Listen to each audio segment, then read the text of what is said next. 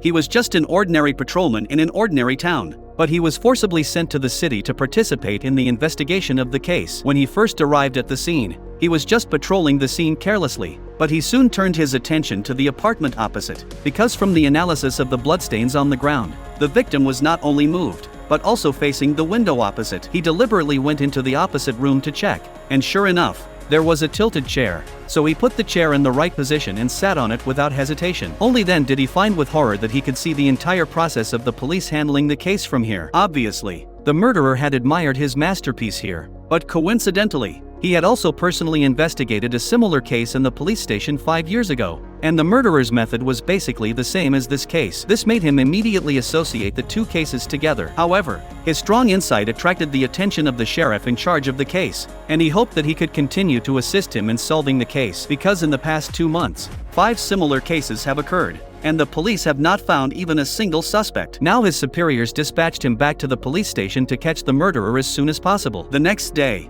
the man went directly to the forensic room. It happened that the forensic doctor was his familiar partner. She had just completed the autopsy on the deceased. She found that the deceased also had a bite mark on his body, and it was exactly the same as the previous deceased, but she could not extract a saliva sample. At the same time, she also found that the murderer had a special habit, which was to shave the leg hair of all the deceased. However, his purpose of coming here was not only to understand the body, but also to retrieve the forensic report of the case 5 years ago. Although his friend agreed to help, he also reminded him that there should be no more accidents, otherwise God would not protect him. In order to thank his friend for helping him, the man invited her to have a meal in the restaurant. When the two recalled their experiences of the past, the forensic doctor took out a bunch of ordinary keys, but the decorations on the keychain represented the secrets they guarded together. The man returned to the crime scene again to find more overlooked details, but as soon as he opened the refrigerator next to him, the landlord suddenly broke in. She was very puzzled that the man would appear here, but he asked the landlord how long the refrigerator had been broken,